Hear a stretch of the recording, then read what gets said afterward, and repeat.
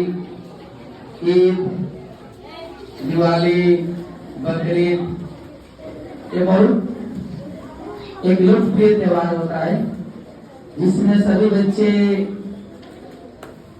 और सभी लोग मिलकर एक दूसरे का सहयोग करते हैं। अब देखिए रमजान का महीना चल रहा है, आने वाले के बाद ईद है, अभी आपका होली है, तो जो हम होली का भी खुशी मनाएंगे, ईद का भी खुशी मनाएंगे। हम सभी बच्चे हैं और हम भारत के निवासी हैं, हम सभी धर्मों को मिलकर खुशियां एक साथ मनाएंगे और आप लोग भी इस खुशियों में सहयोग करेंगे। घर पर आप जाएं तो होली के दिन सभी बच्चे क्या करेंगे, अपने अपने माता पिता, दादा दादी जी को, चाचा चाची जी को, अपने से बड़े लोगों को सुबह में होली के दिन उठते ही आप लोग को पैर स्पर्श करके उनको प्रणाम करना है, उनको आशीर्वाद देना है, क्योंकि उनके आशीर्वाद से आपका त्योहार सबसे अच्छा हो सकता है। और आप नए क्लास में जा रहे हैं, आप पुराने क्लास को छोड़कर होली के बाद सब नए क्लास में चले जाएंगे, तो जब बड़ों से आशीर्वाद लेते हैं, उनके आशीर्वाद से हम लोग पढ़ने में और तेज हो जाएंगे, हम लोग का और अच्छा रिजल्ट आएगा और उस रिजल्ट से आप आगे बढ़ेंगे, अपने परिवार का, गांव का, स्कूल के नाम रोशन करेंगे। इसलिए सभी विद्यार्थियों को होली की ढेर सारी शुभकामनाएं और होली जैसा आपके जीवन में खुशियां और उमंग भरे और आप बहुत आगे बढ़े। इसी शुभकामना के साथ जय हिंद, जय भारत।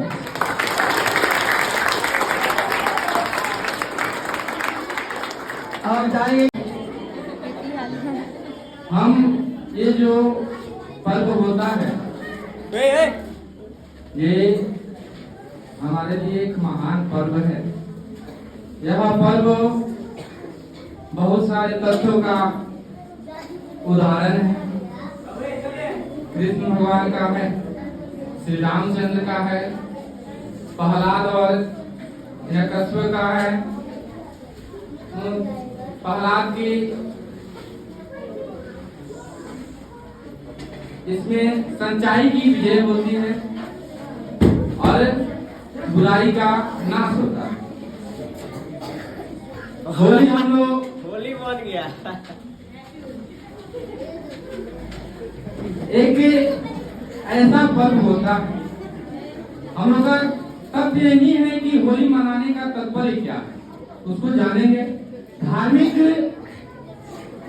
तात्पर्य यह है कि हिरण्यकश्यप का लड़का प्रहलाद है। कौन थे?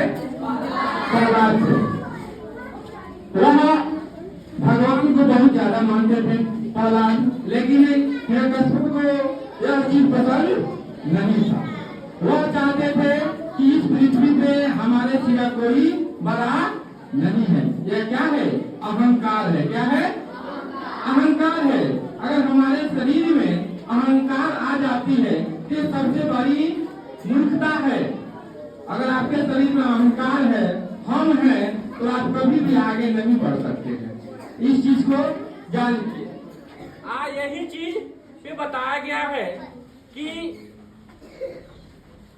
प्रहलाद का वह अच्छाई पे था और उसके पास अहंकार नहीं था, और हिरण्यकश्यप के साथ पास क्या था? अहंकार था, वह बुराई पे थे, इसीलिए उनका हार हुआ। तो क्या हुआ कि वो उनको अपने बेटे से इतना दुश्मनी हो गया, वो बोलते कि नहीं, तुम हमारे राज्य में हमारी पूजा, भगवान का पूजा नहीं कर सकते थे, क्योंकि उनका हिरण्यकश्यप का ये था कि जब भी कोई पूजा करे तो हमारा ही करे, हमारे सिवा कोई ना करे, क्योंकि सबको सब कुछ हम देते हैं, पूरे अपने प्रजा को हम देते हैं, तो पूजा किसकी होनी चाहिए? हमारी होनी चाहिए, है ना? कश्यप की होनी चाहिए। तो यह उनके पास अहंकार था, लेकिन वह बोलते थे, प्रहलाद बोलते कि नहीं, आपके ऊपर भी क्या है? भगवान है, और इस दुनिया के हर कण में, हर वस्तु में भगवान क्या है? स्थित। तब उनको मारने का प्लान किया गया। इनको अपने बेटा को मारने का प्लान किए हैं कश्यप, तो उनको क्या किया गया कि पहाड़ से फेंका गया। पहाड़ से भी फेंका गया, फिर भी उनका मृत्यु नहीं हुआ, क्योंकि वह सच्चाई पे। अगर आप हमेशा सच्चाई पे रहेंगे तो हमेशा आपकी क्या होगी? विजय। फिर उनकी एक बहन थी, हिरण्यकशिपु की बहन थी होलिका, जिनको वरदान मिला था कि अग्नि उनका कुछ नहीं बिगाड़ सकती। तो ये भी क्या हो गया, अहंकार है। अगर प्रिंस सर ने बोल दिया है कि तुम मैट्रिक में एकदम 100% लाओगे और तुमको नहीं सर बोले तो 100% अब लाएंगे, तो लाएंगे, ये तुम्हारा क्या है, अहंकार। ये कभी भ्रम नहीं पालना है। तो होलिका को क्या अहंकार हो गया कि भगवान सबको क्या मिला था, वरदान मिला है कि हम कभी भी अग्नि से जल नहीं सकते। लेकिन क्या हुआ कि जब प्रहलाद को लेकर वह अग्नि पर बैठी तो हवा के झोंका इतना तेजी से आया कि होलिका के बदन से वह जो था चादर वह उड़ गया और होलिका क्या हो गई, जल के भस्म हो गई और प्रहलाद का कुछ नहीं। फिर क्या हुआ कि ये भी होने के बाद भी उसको बहुत परेशानी हुआ राजा को, भाई क्या ऐसा क्या है इसमें जो उसको बचा लेता है। तो बोला कि हम हमारे भगवान है वो हमको बचाते हैं। वो बोले कि इस पाया में भी क्या है, हमारे भगवान है, इस बेंच में भी भगवान है। तो क्या किया कि वो पाया को तोड़ा, कौन, राजा हिरण्यकशिपु ने पाया का तोड़ा, बोला कि बुला अपने भगवान को, हम तुमको मारते। उसको भी राजा को क्या था, वरदान मिला हुआ था। क्या मिला था, वरदान मिला था कि वह नहीं दिन में मर सकता है और नहीं रात में मर सकता है। ना वो अस्त्र से मारा जा सकता है ना शस्त्र से मारा जा सकता है, ना वह नर से मारा जा सकता है और ना नारी से मारा जा सकता है। तो पूरा मुक्त था कि हमको कोई मार ही नहीं सकता है, हमको कोई मार ही नहीं सकता। फिर जब प्रहलाद से बोला कि अपने भगवान को बुलाओ, तो भगवान को बोले कि ठीक है आप पाया को मारे, इसी में भगवान में रहे। तो पाया से निकलते हैं कौन, नरसिंह अवतार उसी समय ऐसी लेते हैं। विष्णु भगवान नरसिंह का अवतार लेते हैं। वो आधा शरीर किसका होता है, नर का, और जो सर होता है वह सिंह का होता है, इसीलिए उसका नाम क्या पड़ गया, नरसिंह अवतार।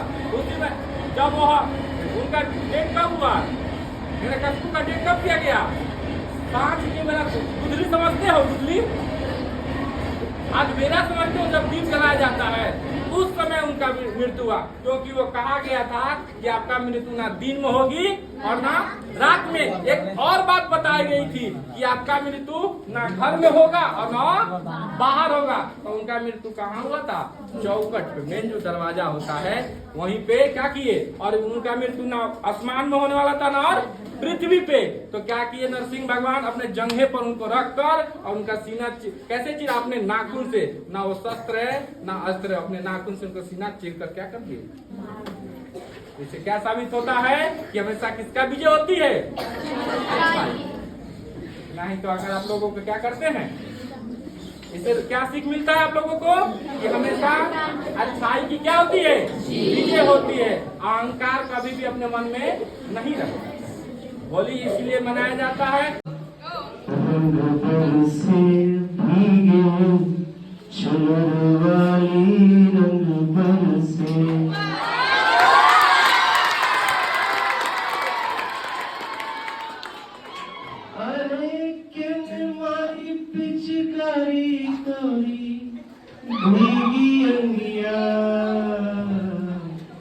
रंग रसिया हो, रंग रसिया हो, रंग पर से भीगे चुनर वाली, रंग बरसे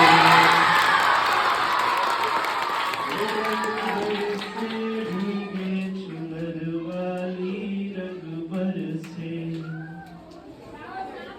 पीछे से गाते रहो तुम लोग, इसलिए नहीं ये गाना गा रहे हैं। रंग बरसे भीगे चुनर वाली, रंग बरसे।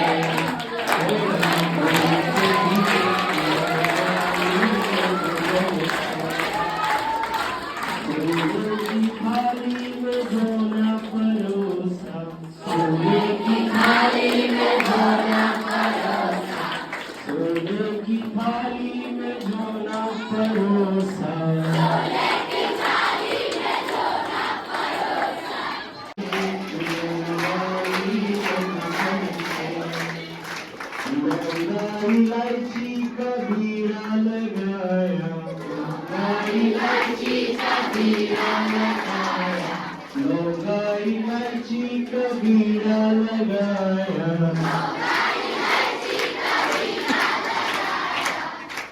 हाय गोरी का यार बनम तर से रंग बरसे ओ रंग बरसे भीगे चुनर वाली रंग बरसे ओ रंग बरसे भीगे चुनर वाली रंग बरसे।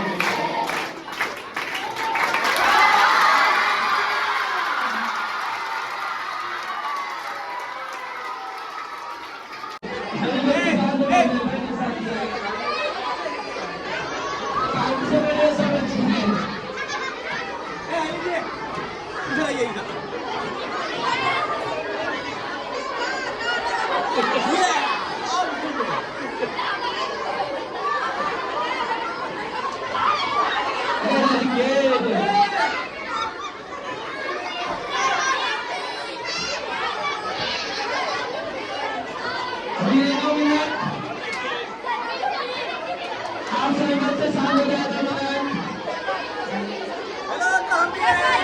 यहाँ पे हमारे टीचर हैं। अब बच्चों के साथ हम लोग होली सेलिब्रेट कर रहे हैं।